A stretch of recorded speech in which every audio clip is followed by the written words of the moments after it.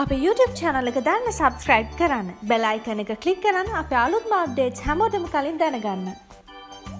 ඉතින් ඔන්න අද අපි ඕගලන්ට අරන් ඇවිල්ලා තියෙන්නේ රසම රස chicken temperaduවක් කොහොමද හදන්නේ කියලා. ඉතින් අපි වෙලා ගන්නතෝ බලමු අපේ chicken temperaduව හදන්න අපිට මොනවද වමනා වෙන්නේ කියලා. අපිට chicken වමනා වෙනවා. ඕගලන්ට පේනවා මම chicken ගොඩක් පොඩි කෑලි ගොඩක් කියන්නේ සාමාන්‍ය කරේ කර ගන්නවට වඩා පොඩි කෑලි කපාගෙන තියෙන්නේ. මම chicken gram 250ක් 300ක් විතර අරගෙන තියෙනවා. ඒ වගේම බීලුණු ගෙඩි දෙකක් සාමාන්‍ය ප්‍රමාණයේ බීලුණු ගෙඩි දෙකක් පොඩියට කපාගෙන තියෙනවා. ඒ වගේම ඉඟුරු සුදු ලුණු අරගෙන තියෙනවා. ඉඟුරු chop කරගෙන අරගෙන තියෙනවා. ඒ වගේම සුදු ලුණු බික් 3ක් විතර පොඩියට chop කරගෙන අරගෙන තියෙනවා. ඒ වගේම අපිට කුරුඳු කෑල්ලක් වමනා වෙනවා. අමුක් මිරිස් ටිකක් මම අරගෙන තියෙනවා. ඒ වගේම කරපිංච ටිකක් සේර කෑල්ලක් අරගෙන තියෙනවා. අඟල් එකහමාරක විතර. ඊට අමතරව අපිට කෑලි මිරිස් වමනා වෙනවා කහ. ඒ වගේම අමු 3-5 ටිකක්. ඒ වගේම ගම් මිරිස්, අබ, ලුණු, ඒ වගේම පොල් තෙල්. මෙන්න මේ දේවල් තමයි අපේ chicken temperaduව හදන්න අපිට වමනා වෙන්නේ. අපි බලමු කොහොමද අපේ temperaduව කරගන්නේ කියලා. දැන් අපි අපේ chicken එකට කහ ටිකක් එකතු කරගන්නවා. ඒ වගේම ගම් මිරිස් කුඩු ටිකක්. ඒ වගේම ලුණු. අපේ රසයේ ප්‍රමාණයට අපිට ලුණු එකතු කරගන්න පුළුවන්. ඒ වගේම ඕගොල්ලන්ට පුළුවන් මේකට විනාකිරි හරි දෙහි අඹුල් හරි එකතු කරගන්න. මම දෙහි අඹුල් ටිකක් මේකට එකතු කරගන්නවා. අපි දැන් භාජනයක් ලිපේ තියලා තියෙනවා. පොල් තෙල් ටිකක් එකතු කරගමු. අපි මේකට වතුර එකතු කරන්නේ නැති නිසා අපි පොල් තෙල් ටිකක් වැඩිපුර එකතු කරගත්තා.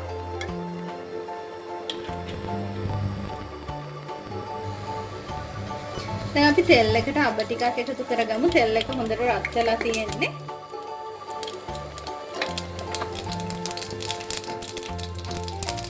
අබ ටික පුපුරගෙන එද්දිම අපේ සුදු ලුණු ඉඟුරු ටික අපි තෙල් එකට එකතු කරගන්නවා.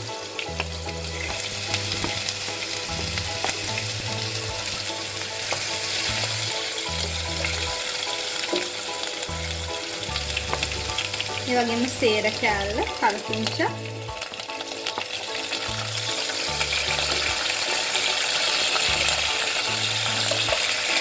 වගේම කුඩු කෑල්ල අපි එකතු කරගන්නවා.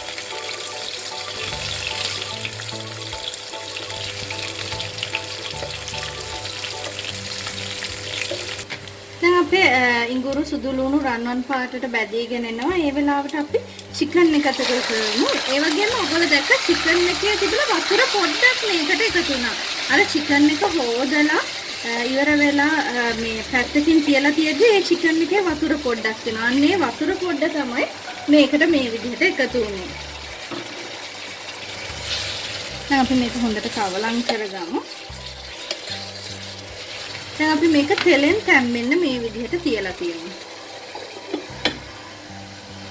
අපි විනාඩි 5ක් විතර ගියාම පියන ඇරලා බලද්දී ඕගොල්ලන්ට පෙනේ මේකේ වතුර කොච්චරක් තියෙනවද කියලා. හුඟක් වතුර මේකේ එකතු වෙලා තියෙනවා. දැන් අපි පියන ඇරලා මේ වතුර ටික ගොඩාක් හිඳනකම් මේක මේ විදිහටම තඹගමු. ටිකක් ගින්දර වැඩි කරලා.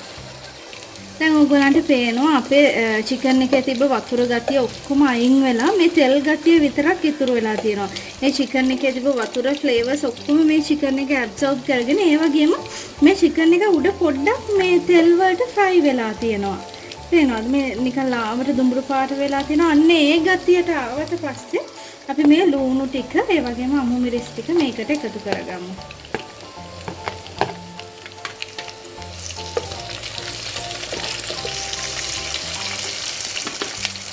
දැන් අපිට තව කැමති නම් ගම් මිරිස් කුඩු ටිකක් එකතු කරගන්න පුළුවන් ලුණු දැම්ම නිසා. ඒ වගේම අපි මේ වෙලාවේ 3-5 බොහොම පොඩ්ඩක්. ඒ කියන්නේ නිකන් සුවඳට වගේ 3-5 මේ ඔයගලන්ට පේනවද? බොහොම පොඩ්ඩක් අපි මේ එකතු කරගත්තේ. දැන් අපි හොඳට මේක කවලම් කරගමු ලුණු ටිකක් fry වෙන්න.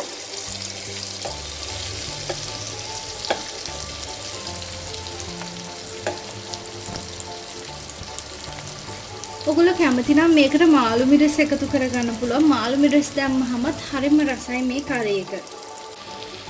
දැන් අපි මේකට කෑලි මිරිස් ටිකක් එකතු කරගමු. මම ටිකක් සැර වැඩිපුර හන්ද ටිකක් වැඩිපුර එකතු කරගන්නවා.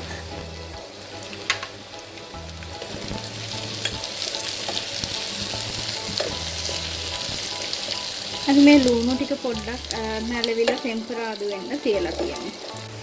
ඔන්න ඉතින් දැන් අපේ චිකන් ටෙම්පරාදුව හරි. දැන් ඔයගලන්ට පේනවා ලුණු එහෙම හොඳට මැලවිලා තියෙනවා. ඉතින් ඒ වෙලාවට ඔයගලන්ට පුළුවන් ලිප් ඔෆ් කරගන්න. ඉතින් උණුවෙන්ම පිළිගන්න පුළුවන් ඕගොල්ලොත් හදලා රස විඳින්න කොහොමද කියලා අපේ චිකන් ටෙම්පරාදුව. අපි ආයෙත් දවසක මේ වගේ තවත් රසවත් වීඩියෝ එකක් එක්ක හමු වෙමු.